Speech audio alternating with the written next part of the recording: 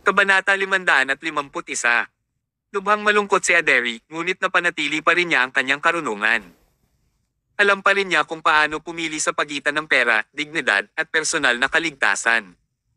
Pinuksan niya ang kanyang bag at inabot ang isang bank card. Naiinis siya, naagrabyado, at walang magawa. Masayang tumango ang waiter. Tama yan. Kinuha niya ang isang card machine at naghanda siyang kunin ang kanyang card at i-swipe ito. Ngunit, isang matipunong figure ang lumapit at pilit na pinatabi ang dalawang security guard. Isang malaking palad ang kumuha sa bank card. Ang pagkain na ito is on my treat. Natigilan ang lahat dito at sabay silang napatingin sa lalaking nagsalita. Bahagyang lumingon si Aderi. Nang makita niya ang lalaki ay naluluha ang mga mata niya. Ang dumating ay walang iba kundi si Thomas na nami-miss ni Aderi. Bumalik siya. Thomas. Tigaw ni Aderi sa pagkabalisa. Kung wala lang masyadong tao, malamang hindi niya napigilan ang sarili na sumugod at yakapin siya. Bumalik si Thomas at nangangahulugan ito na ayos na siya. Nangangahulugan din iyon na maayos si William. Ibinalik ni Thomas ang bank card kay Aderi. Tinitigan niya ang waiter ng walang ekspresyon at walang pakialam siyang nagtanong, ang isang hipon ay nagkakahalaga ng $178. Kaya, kailangan kong magbayad ng $21,500 sa kabuuan, di ba? Tumango ang waiter. Tama, pero maswerte ka. Maganda ang mood ko ngayon, kaya bibigyan kita ng 50% discount. Huwag mo nang pansinin yung fraction, maaari mo lang akong bayaran ng $10,000. Okay, $10,000. Hindi nagmamadaling bayaran ni Thomas ang bill. Sa halip, itinaas niya ang kanyang kamao at nagtanong, alam mo ba kung ano ang aking trabaho? Umiling ang waiter. Sabi ni Thomas, tinutulungan ko ang mga tao na give-away ng kanilang mga bahay. $80 para sa malalaking suntok at $50 para sa malilit na suntok. Bakit mo yan sinasabi sa akin? Gusto ko lang sabihin na nagmamadali akong lumabas ngayon at hindi ako nagdala ng pera kaya plano kong gumamit ng malalaking suntok para magbayad. Malalaking suntok? Oo, malalaking suntok. Nang magsalita si Thomas, sinuntok niya ang tiyan ng waiter at agad na lumipad palabas ang waiter. Direkta siyang lumuhad sa lupa at sobrang sakit niya kaya na-distort ang mga facial features niya. Sabi ni Thomas, ang suntok na ito ang kadalasan kong ginagamit bilang isang malaking martilyo. Nagkakahalaga ito ng $80. Tinuro ng waiter si Thomas at pinagalitan, you dare to fool me. Mga bro, suntukin mo siya. Naunang sumugod ang dalawang security guard. Tinuntok ni Thomas ang mukha ng isang security guard at agad siyang nawalan ng dalawang ngipin. $80 na naman. Tandaan mo yung bill ha. Ang pangatlong suntok ay ibinigay sa isa pang security guard. Limito ay $240 sa kabuuan. Sa isang iglap nagsilabasan lahat ng security guard sa loob ng restaurant, gusto nilang i-bully silang dalawa ng mas maraming tao, at gusto nilang manalo sa dami ng tao. Ngunit, paano kayang mahahandle ng mga masasamang tao na ito ang Diyos ng digmaan? $80 ay paulit-ulit na narinig sa restaurant. Ang isang suntok mula kay Thomas ay $80. Matapos niyang i-swing ang kanyang mga suntok saglit, ilang daang dolyar ang binilang.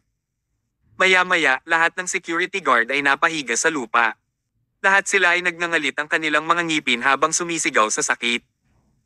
Umiling si Thomas, ngumiti ng mapait, at sinabing, nakalkula ko lang na wala pang $1,000 iyon, at malayo pa ito sa bill na $10,000. Huwag na kayong humiga. Halika. Gustong umiyak ng waiter. Matagal na silang binugbog ng lalaking ito, pero nagkakahalaga pa lang pala iyon ng $1,000. Kung natapos niya ang mga suntok sa halagang $10,000, mabubuhay pa ba sila? Ituloy natin para mabayaran ko ang bill.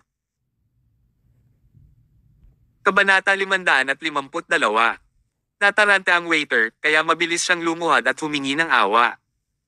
Huwag mo na kaming pagtripan pa. Ayoko ng $10,000 ngayon, okay?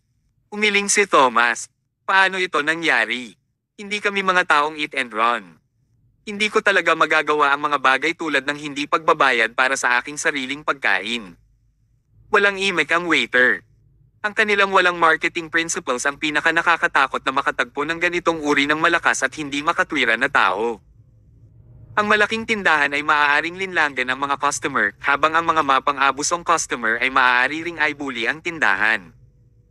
Nahigitin ng kakayahan ni Thomas ang lahat ng security guard sa restaurant at naging unreasonable pa siya pagkatapos noon. Kaya lang sumuko ang restaurant kapag nakatagpo ito ng ganitong klaseng tao. Umiiyak ang waiter habang sinabi niya, isa talaga itong plato para sa isang set ng mga hipon at ang bawat set ay $178. Ngayon pa lang ay nagbayad ka na ng $1,000 kaya higit pa sa sapat iyon. Napangiti ang lahat ng tao sa restaurant dahil sa sinabi niya. Sa wakas ay nabawi nito ang walang prinsipyong restaurant. Ito ay lubos na isang malaking benta noong ibinento lamang nila ang napakalaking bahagi ng pritong hipon sa halagang $178. Hindi na napigilan ito ng waiter. Kung hindi siya nagkusa na bawasan ang presyo, talagang itutuloy ni Thomas ang pagbabayad ng bayarin at lahat ng security guard ay nasawi. Tinamantala ito ni Thomas. Ganoon ba? All right.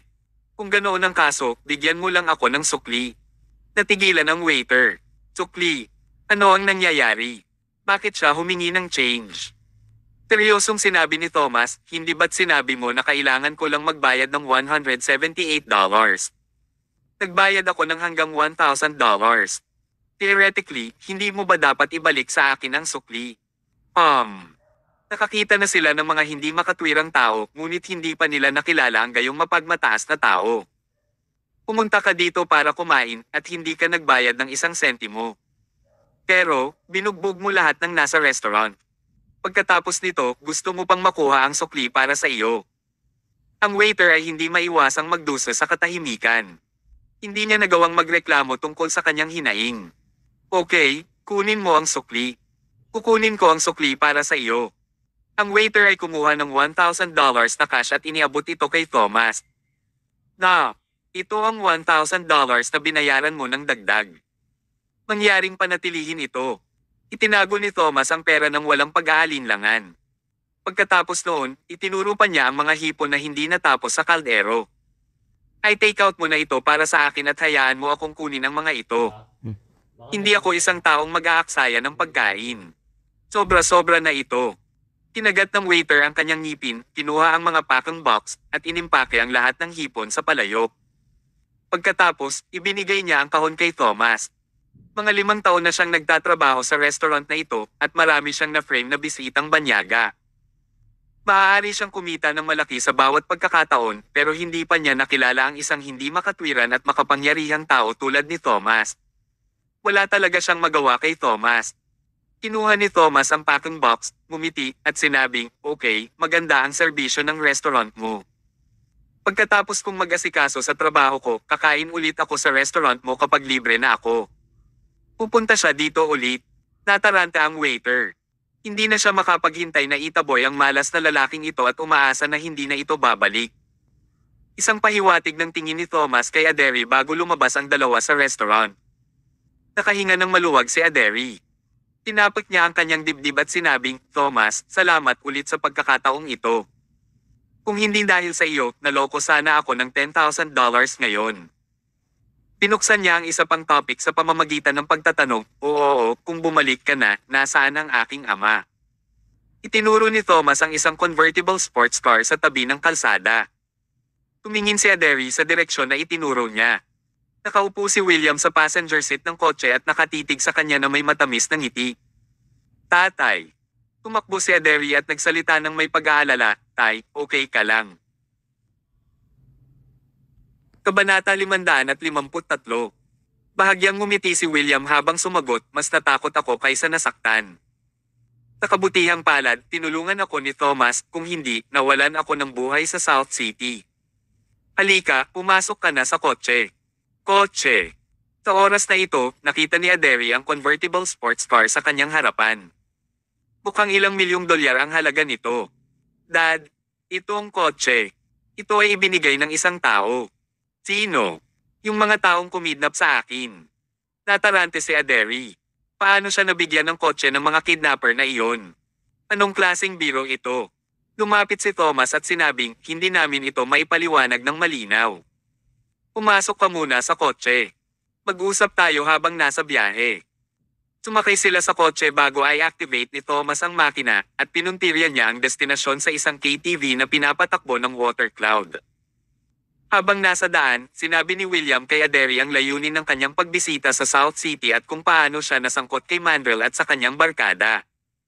Matapos pakinggan ang paliwanag ng kanyang ama, nakaramdam din ng takot si Aderi. Kung wala si Thomas, hindi lamang si William kundi siya rin ay namatay sa South City. Ang lugar na ito ay mukhang napakaranggal sa ibabaw, pero ang mga kaiyahiyang gawain ay nakatago sa lahat ng dako nito. Kung hindi nila papansinin, mahuhulog sila sa isang bitag tulad ng walang prinsipyong restoran na nanlaloko ng mga customer. Naturally, isang maliit na bahagi lamang nito. Napakalaking bilang ng mga krimen sa ilalim ng karangyan ng South City. Makalipas ang kalahating oras, huminto ang sasakyan at bumaba silang tatlo sa sasakyan. Mga bituin sa KTV. Ito ang KTV na pinapatakbo sa ilalim ng water cloud sa South City. Ito ang pinakamataas na klase ng KTV at ang mga customer ay maharlika o mayaman. Ang mga normal na tao ay walang karapatang pumasok, kumanta at kumain ng merienda. Nang dumating si Thomas at ang dalawa pang tao sa pintuan, hinarang sila ng security guard. Pakipikita ang iyong VIP card. Keto na, inilabas ni William ang VIP card na nakuha niya kay Mandrel kanina lang.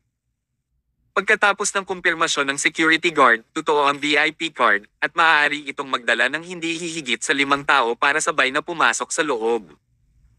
Sa makatuwid, sina Thomas, William, at Aderi ay maaaring makapasok sa Stars KTV ng hindi nahaharang. Ayon sa balitang nakuha ni William, magkakaroon ng isang underground auction ngayong gabi at ang mga bagay sa auction ay lubhang mahalaga. Bago magsimula ang auction, inayos silang makapasok sa isang karaniwang silid tulad ng mga normal na bisita. Ang mga merienda at inumin ay inihain ng libre at maaari silang kumanta kung gusto nila. Nilaibot ni Aderi ang paligid.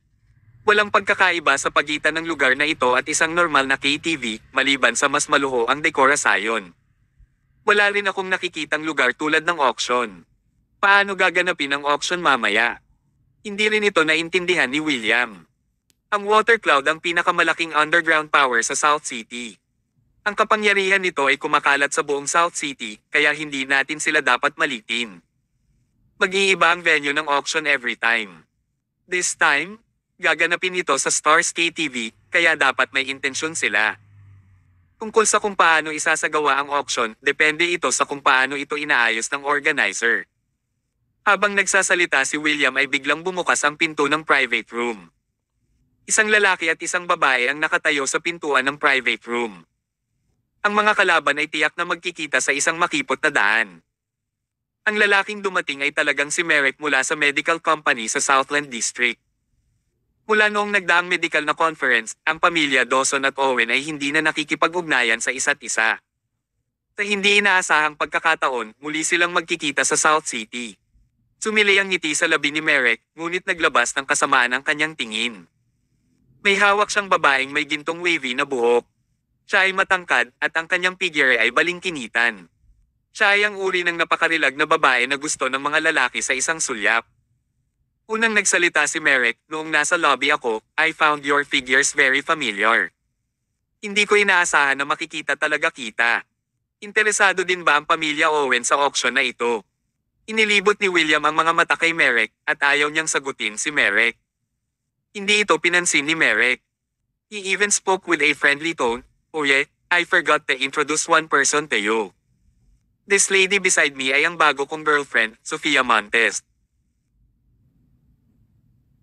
Kabanata 554. Napatingin si William sa babae at ngumisi. Ang ibig sabihin ng pangalang Sofia ay karunungan, ngunit ang babaeng ito ay hindi mukhang isang matalinong babae. Gusto mo bang magmukhang mas matalino sa pangalang iyon? Mukhang hindi masaya si Sofia. Hoy, matanda, paano ka nakakapagsalita ng ganyan? Tumawa si Merrick. Ginoo. Nakakatawa pa rin si Owen as usual. Magpatuloy ka na lang sa pagkanta. See you later. Inakay niya si Sofia para umalis. Nakaramdam ng pag-aalala si William nang sabihin niya, hindi dapat pumunta rito si Merrick para sa anumang mabuting gawa. Darating din ba siya para sa Asclepius Needles? Nanatiling tahimik si Thomas sa gilid. Batay sa naunang investigasyon, kung hindi mali ang kanyang hula, palihim na nagsasagawa ng human organ trafficking ang pamilya Dawson. Pansamantala silang naubusan ng stock dahil iniimbestigahan sila ng mga pulis. Dumating ang pamilya Dawson sa South City sa pagkakataong ito at maaaring nilalayo nila ang mga organs ng tao sa underground market kung mayroon man. Wala ring balak kumanta silang tatlo. Matyaga lang silang naghintay. Hindi nagtagal, oras na para sa auction. Biglang naputol ang malaking screen ng KTV private room at lumabas ang isang pangungusap. Pumunta ang lahat sa lobby sa ikatlong palapag. Lumitaw ang mga salita sa loob ng kalahating minuto bago nito na ibalik ang orihinal na pahina. Mukhang ang screen dito ay maaaring malayo ang kontrolin. Hinubad ni William ang kanyang sando at tumayo. Tara na. Magsisimula na ang auction.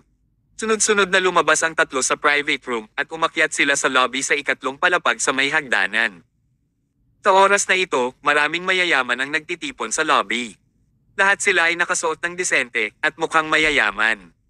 Ilang sandali pa, ang eskultura sa tapat ng lobby ay nahati sa dalawang halves at dahan-dahan ding nahati ang dingding. Nang sandali pa, isang malawak na lagusan ang lumitaw. Iba't ibang sikat na painting ang nakasabit sa magkabilang gilid ng tunnel at maganda ang tanawin. Isang miyembro ng kawani ang sumulong at nagsabing magsisimula na ang auction. Pumasok ang lahat sa venue mula rito. Nagulat si William sa kanyang nakita. Napakayaman ng water cloud. Ang disenyo ng makinang ito ay kawili-wili.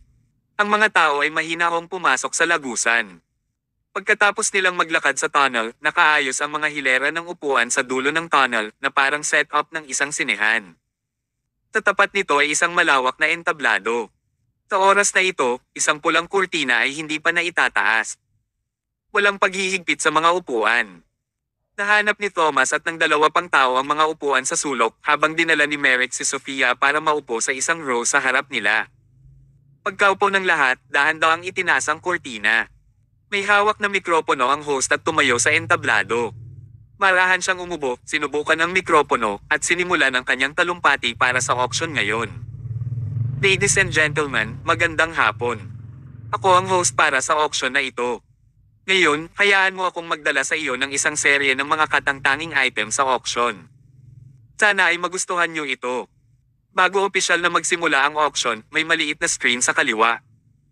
Kung ilalagay niyo ang iyong VIP card, maaari mong suriin ang lahat ng mga item ng auction na ito at ang pagkakasunod-sunod ng mga ito sa auction. Ngayon, mayroon kayong 15 minutes upang suriin ang mga ito. Bago magsimula ang auction, maaari kang magpasya kung saan mo gustong magbid. Magsisimula na ang oras. Inilabas ng lahat ang kanilang mga VIP card at ipinasok ang mga ito sa socket bago sila pumili ng numero ng item at tiningnan ito. Ipinasok din ni William ang VIP card. Isang menu ang lumabas mula sa maliit na screen. May mga serial number, pangalan, larawan, at ang buod na pagpapakilala ng mga item. Kabanata 555. Mayroong 24 na item sa menu, kaya ang auction ay magiging napakatagal. Nag-scroll si William sa menu, at nakita niya ang item na gusto niyang ibid sa ikawalo, na Asclepius Needles. Takto namang lumingon si Merrick na nasa harapan at ngumiti. Ginoong Owen, ano ang gusto mong ibid sa oras na ito? Tanong niya. Hindi siya pinansin ni William. Pumalaklak si Merrick habang sinasabi, Mr. Owen, ang pamilya Dawson ay may mabuting pakikitungo sa pamilya Owen. Kung wala kang sapat na halaga, sabihin mo lang sa akin, ipapahiram ko ito sa iyo. Ngunit ang paunang kondisyon ay hindi ka magbid sa parehong bagay tulad ng sa akin. Kung hindi, magiging awkward ako. Kuya, let me tell you in advance, I'm eyeing the set of Asclepius Needles, kaya sana huwag mong agawin ang bagay na mahal ko, Mr. Owen. Malinaw na alam niya kung ano ang gusto ni William, kaya sinabi niya iyon upang gumawa ng isang konsesyon upang makakuha ng mga pakinabang. Ito ay medyo kahanga-hanga. Hindi nasisiyahan, sinabi ni Aderi, Merrick Dawson, ang mga miyembro ng pamilya Dawson ay mga surgeon. Bakit kailangan mo ng Asclepius Needles? Napangiti si Merrick. Hindi mo masasabi yan. Bilang isang doktor, paano ako hindi magiging interesado sa Asclepius Needles? Bakit? Don't tell me na tinitingnan mo rin itong set of needles. Napangisi si William. Gustong-gusto ko talaga ito. E ano ngayon? Pakunwering umiling si Merrick. Paanong naging ganito? Mr. Owen, magsisisi ako sa iyo. Natatakot ako na hindi ko maabot ang iyong pangarap ngayon. Kukunin ko itong set ng mga karayom. Mukhang matatalo ni Merrick si William. Bago opisyal na nagsimula ang auction, direktang hinamon niya si William at hindi niya ito iginalang. Siyempre, sa pagsasalita tungkol sa mga kasanayang medikal, ang 10 Merrick Dawson ay hindi maihahambing kay William. Pero ang pagsasalita tungkol sa kayamanan, si William ay mas masahol pa. Sa nakalipas na mga taon, ang posisyon ng pamumuno sa mga eksperto sa parmasutiko sa Southland District ay kontrolado ng pamilya Dawson. Tinamantala rin nila ang pagkakataong kumita ng malaki. Bukod pa rito, lihim silang gumagawa ng masasamang bagay, kaya kumita sila ng hindi masusukat na dami ng pera. Ang pamilya Owen ay mayaman din, ngunit ang kanilang kayamanan ay higit pa sa mga normal na tao. Kung ikukumpara sa pamilyang Dawson, ang kayamanan ng pamilya Owen ay hindi dapat banggitin. Ito rin ang dahilan kung bakit sigurado si Merrick na kaya niyang talunin si William. Nakangiting tumalikod si Merrick at mukhang confident siya. Nalungkot si William. Kung kasali si Merrick, sa totoo lang, imposibleng makuha ni William ang Asclepius Needles. Sa una ay walang gaanong tao na may kaugnayan sa mga kasanayang medikal sa lugar, kaya wala gaanong mga tao ang interesado sa Asclepius Needles.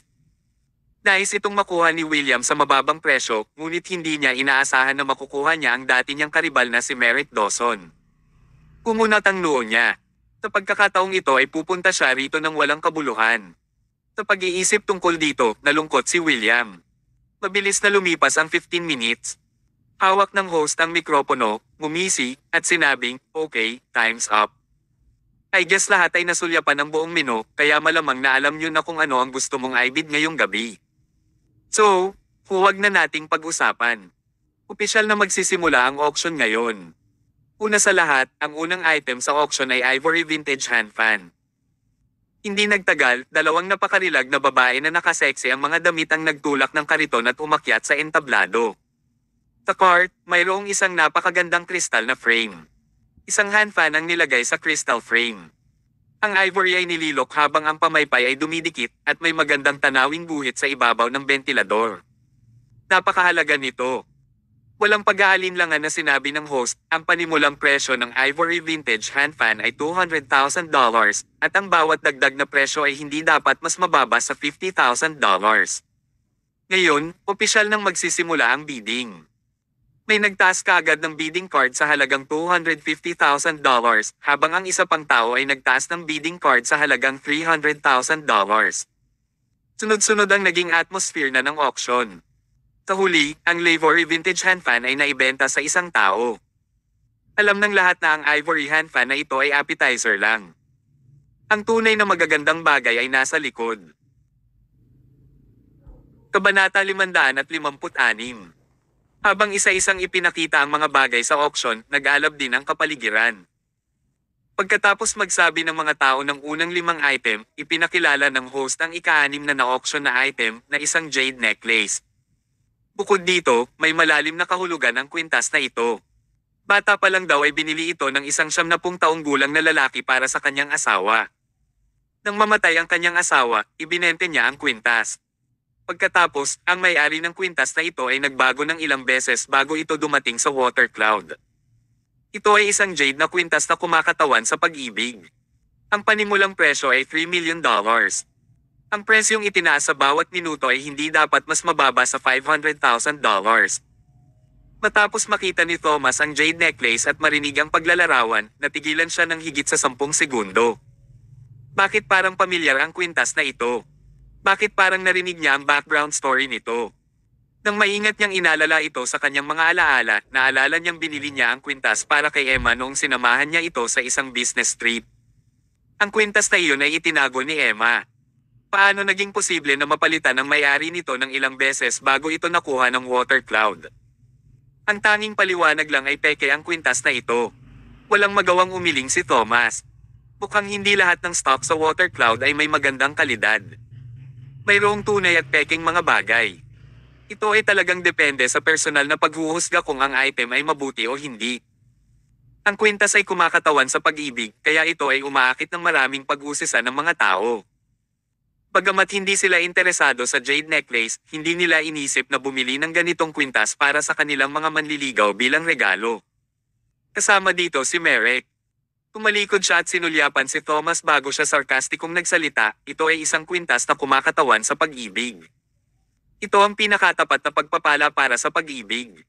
Hindi ka ba bumibili ng isa para sa iyong kasintahan? Umiti si Thomas na walang sinasabi. Dagdag pa ni Sofia, darling, you don't mock him. Tingnan mo siya, kaya ba niya ang ganoong kamahal na regalo? Hinawakan ni Merrick ang magandang buhok ni Sofia. Aking munting prinsesa, bibilhin ko ang kwintas na ito para sa iyo. Habang nagsasalita siya ay hindi niya nakakalimutang magpakitang gila sa harapan ni Aderi. Hindi alam ni Merrick na walang relasyon si Aderi kay Thomas all this while, kaya sobrang inggit siya kay Thomas. Ipinakita niya ang kanyang kawalang kasiyahan kay Aderi dahil sa pagpili ng maling tao. Gusto niyang patunayan na mas magaling siya kay Thomas. Gayunpaman, walang romantikong damdamin si Thomas para kay Aderi. Itinaas ni Merrick ang kanyang kamay para itaas ang presyo. Magbibid ako ng $4,500,000. Tumango ang host. Si Sir ay handang magbid sa jade necklace na ito ng $4,500,000. May iba pa bang handang magtaas ng presyo? Natahimik ang lahat. Ang pagbili ng isang kwintas sa halagang $4,500,000 ay medyo mahal at ang ibang mga tao ay hindi masyadong interesado dito mula sa simula. Nang itinaas niya ang presyo ay ayaw na rin nilang bilhin ito. Gayunpaman, isang mahinang boses ang nagmula sa sulok. $6 na milyong mula sa akin. Si Thomas iyon. Sabay-sabay na napatingin ang lahat. Ang pinaka-nabalisa na tao ay si Aderi. Sobrang bilis ng tibok ng puso niya. Ang layunin ba ni Thomas sa pagbili ng kwintas na ito ay upang ipagtapat ang kanyang pagmamahal sa kanya? Hindi, imposible iyon. May asawa si Thomas. Ngunit, ano ang dapat niyang gawin kung talagang pinagtaksilan ni Thomas ang kanyang asawa at nagtapat sa kanya? Dapat ba niyang tanggapin siya o dapat niya itong tanggihan? Sa kalagayang walang sinabi si Thomas, nagpumigla si Aderi sa kanyang sarili. Ito rin ang unang pagkakataon na ang isang cool na babae na tulad niya ay mukhang nalilito. Kumunat ang noo ni Merrick bago siya tumalikod at tumingin kay Thomas. Lad, anong ibig mong sabihin? Kabanata 557. Ngumisi si Thomas. I mean gusto ko itong necklace. Gusto mo, tumawa ng malakas si Merrick. Anak, tingnan mo ang sarili mo sa salamin. Kwalipikado ka ba? Nagtaas siya ng kamay. $7 milyong. Gusto ko ito. Agad namang sumagot si Thomas. $8 milyong. Ang presyo ng kwintas ay itinaas sa $8 million at napakataas na nun. Sa totoo lang, ito ay higit pa sa inaasahan ng lahat. Mukhang hindi masaya si Merrick. Punk, gusto mo na bang mamatay? Tinasadya mo ba akong labanan? Inilahad ni Thomas ang kanyang mga kamay. Maaari mong taasan ang presyo kung kaya mo. Magaling lang bang magyabang ang pamilya Dawson? Talaga bang napakahirap mo? Kalokohan. Dinagdagan agad ni Merrick ang presyo, $10 milyong mula sa akin. Sa sandaling magsalita siya, agad na tumugon si Thomas, $12 million. Ang presyo ni Thomas ay mas mataas kaysa sa kanya. Hindi masaya si Merrick. $12 milyong para sa isang jade necklace. Talagang hindi sulit ang presyong iyon. Balak niyang sumuko. Ngumisi si Thomas. Sabi mo gusto mong bumili ng kwintas na kumakatawan sa pagmamahal sa iyong kataypan. Haha, napaka-petex pala ng pag-ibig mo. Bakit bibili ka pa ng jade necklace? Sa palagay ko, bumili ka na lang ng glass necklace. Nagnganga ang ngipin ni Merrick. Thomas, sinusubukan mo bang makipagkompetensya sa akin? Sa tingin ko mas mabuting kumilos ka. Kung sasaktan mo ako, hindi ka magkakaroon ng magandang buhay. Talaga. Gusto ko talagang malaman kung ano ang kakayahan mo. Ang galit ni Merrick ay lubos na nag-alab. Kahit na ano, gusto niyang makuha ang kwintas na ito ngayon. $13 million. Itinaas muli ni Merrick ang presyo. Gayunpaman, ngumiti si Thomas. Napakabagal mong itinaas ang presyo. Parang napakahirap ng pamilya mo. Itinaas niya ang kamay para magsenyas. Nagbibigay ako ng $15 million. Sigaw ni Merrick. Darn it. Magbibigay ako ng $20 million. Ang jade necklace ay may panimulang presyo na $3 million at ang presyo nito ay itinaas sa $20 million. Ang presyong ito ay mas mataas kaysa sa orihinal na presyo at ito ay halos hindi katumbas ng halaga. Pero para sa kanyang dignidad at tinatawag na pag-ibig, kinailangan itong makuha ni Merrick. Sa oras na ito, nagkalkula si Thomas ng ilang sandali at naisip na dapat niyang tapusin ito. Kaya naman, nagkusa siyang huminto sa bidding. Maaari mong bilhin ang jade necklace sa halagang $20 million. Oo, magaling ka. Hindi na ako lalaban. Nakahinga ng maluwag si Merrick at tinuya siya, lad, ngayon alam mo na ang strong ability ko, right? Masyado kang kumpiyansa at sobra mong pinahahalagahan ang iyong sarili at gusto mong makipagkompetensya sa aking pamilya mula sa aspeto ng kayamanan. Nakangiting sabi ni Thomas, the Dawson family is really shockingly rich. Handa ka ring bumili ng peking kwintas sa halagang $20 million. Wala akong ideya kung ano ang iniisip mo. Nangangahulugan din ba ito na ang iyong pag-ibig ay peke rin? Sinabi ni Merrick na may paghamak, nagsaselos ka lang sa akin. Umalakpak siya. Host, hinihiling kong hayaan ang aking ekspertong appraiser na suriin ang pagiging tunay ng kwintas na ito. Tumango ang host. Oo naman. Maya-maya, dumating ang isang ekspertong appraiser sa bulwagan at sinuri niya ang jade necklace na binili ni Merrick sa halagang $20 million. Sa mga oras na iyon, malamig na tinitigan ni Merrick si Thomas. Lad, wait lang. Kapag lumabas na ang resulta ng pagsusulit, gusto kong makita kung gaano ka nakakahiya. Sabi mo peke yung binili ko. Anong alam mo? Umiti si Thomas nang hindi sumagot. Matapos nilang matiigang maghintay ng halos 10 minuto, lumabas na ang resulta ng eksaminasyon. Maingat na sinabi ng eksperto, batay sa aking maingat na pagtatasa, ang jade sa kwintas na ito ay tiyak na hindi peke. Napangiti si Merrick. Gayunpaman, ang kwintas na ito ay ginawa mula sa mga scrap ng iba pang mga jade. Ang aktwal na halaga nito ay hindi hihigit sa $50,000. Kabanata 558.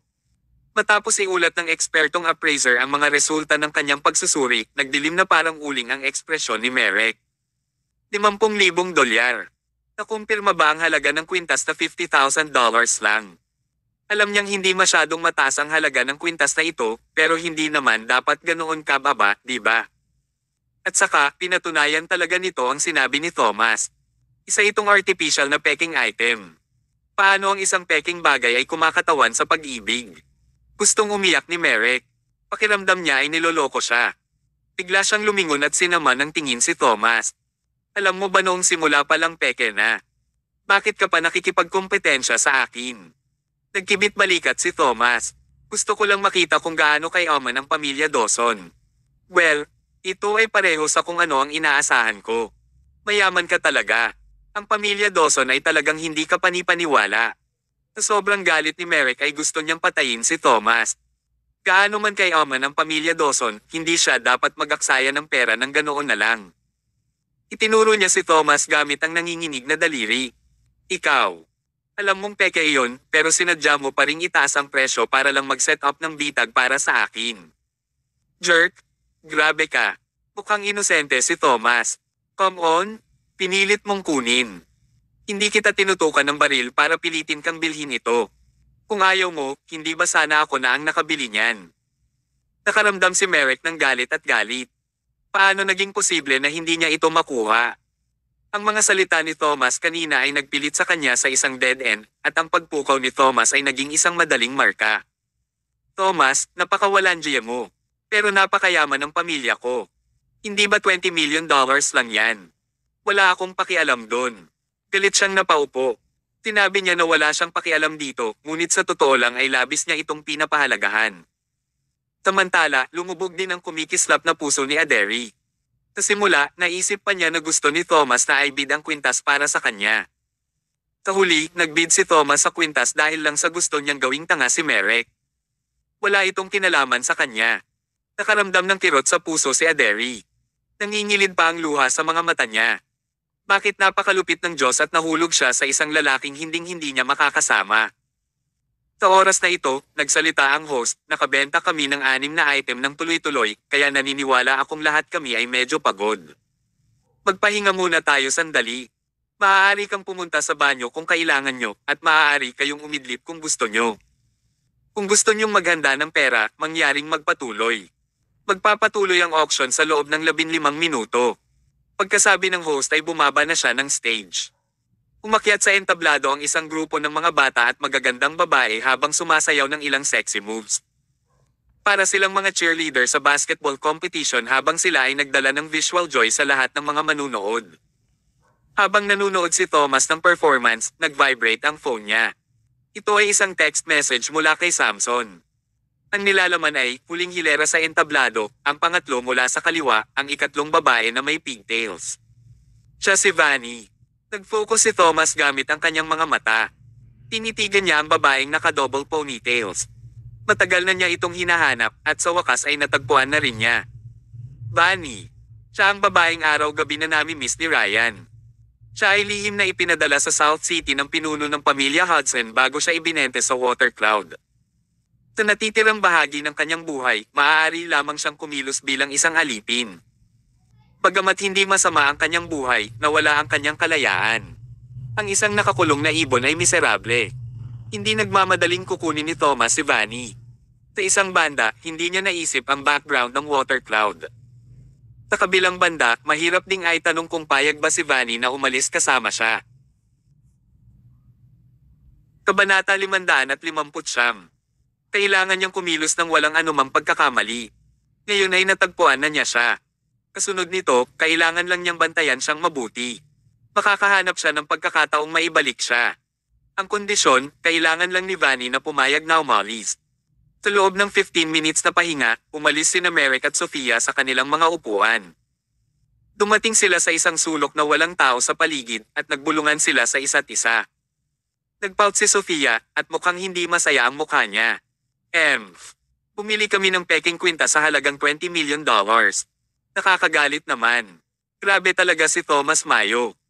Mamulong si Merrick, huwag kang mag-alala, aayusin ko ang account na ito sa kanila. Anong balak mong gawin sa kanila? Naglagay si Merrick ng isang pakete ng pulbo sa kamay ni Sofia. Ito ang gamot na espesyal na ginawa ng aking pamilya. Pagkatapos ubusin ito, ang tao ay magiging masunurin. Kapag malapit nang matapos ang auction, anyayahan mo si Aderi na lumabas mag-isa. Pagkatapos, gamutin siya ng ilan nito at lihim na ilagay ito sa kanyang tasa. Pagkatapos niyang inumin ito, kailangan mong umalis sa site. Hihilingin ko sa aking mga tauhan na ilayo siya. Hindi lang yan, ipapakita ko sa big screen ang eksena. Haha, Aderi Owen, ang tagal mo namang cool diba?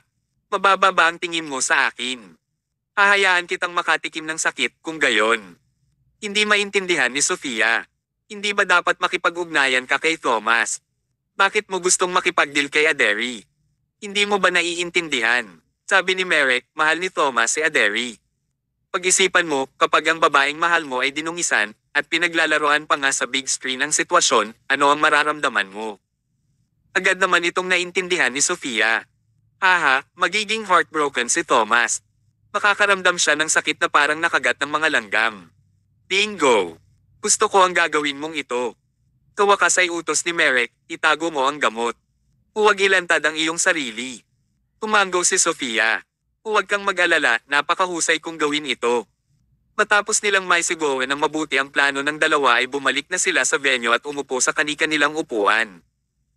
Sa sandaling umupo si Merrick, sinulyapan niya si Aderi sa casual na paraan. Tumingin ito sa kanya at hindi niya maiwasang dilaan ang labi. Hindi niya sinasadyang nakaramdam ng kalungkutan dahil hindi niya matitikman ang napakarilag na kagandahan. Gayunpaman, ito ay maayos na. Hanggat nakikita niyang nagpupumigla si Aderi sa sakit, sapat na iyon.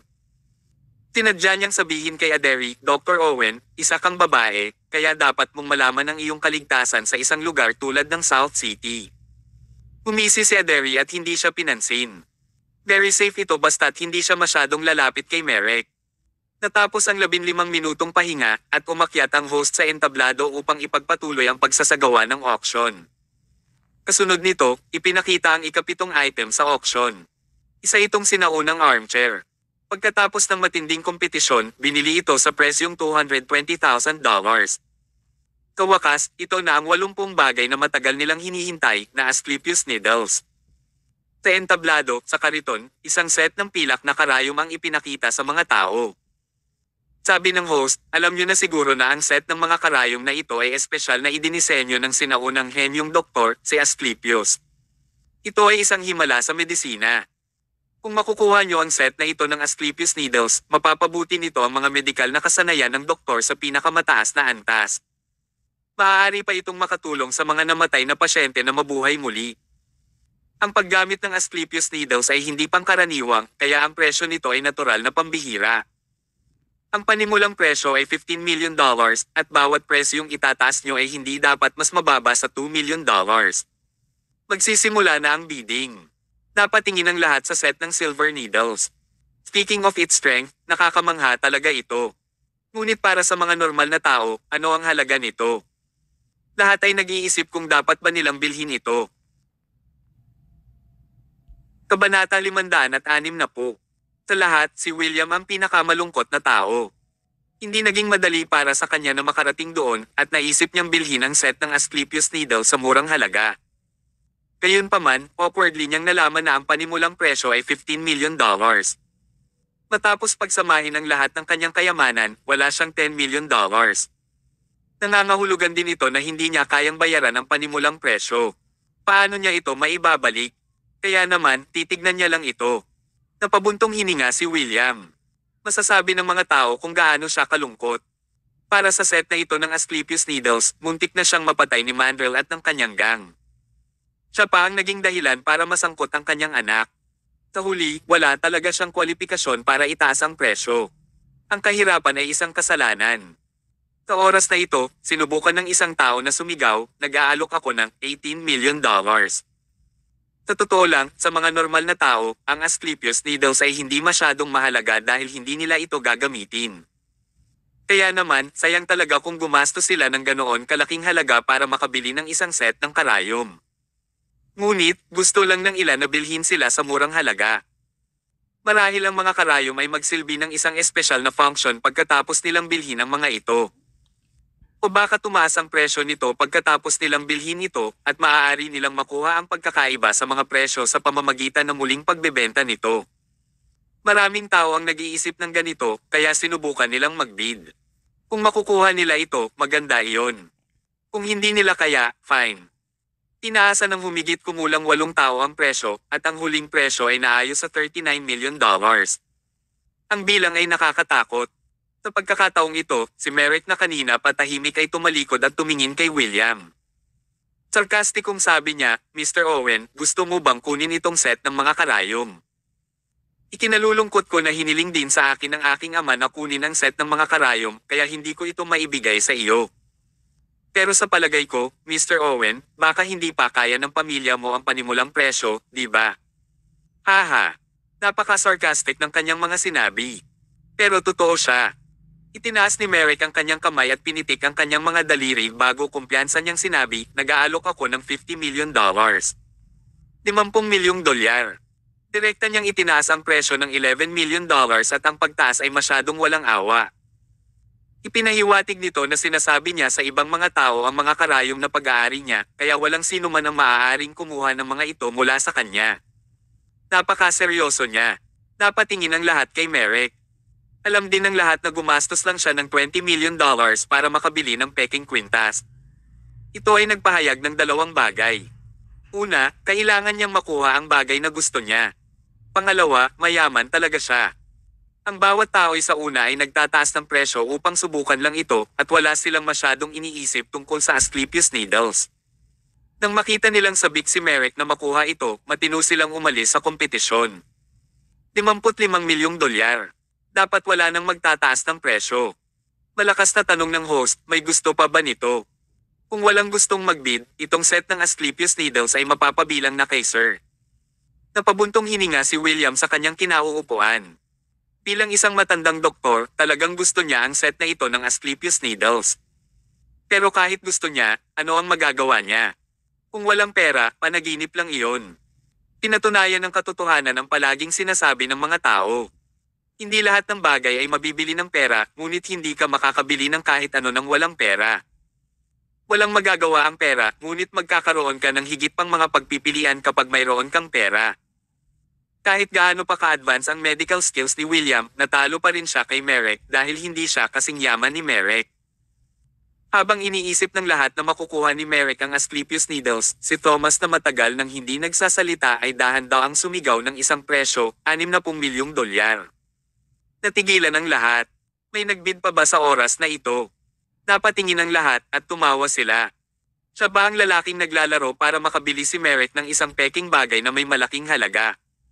Dumating ba siya at muling nagtaas ng presyo sa pagkakataong ito? Natigilan sandali si Merrick bago siya tumalikod at sinaman ng tingin si Thomas.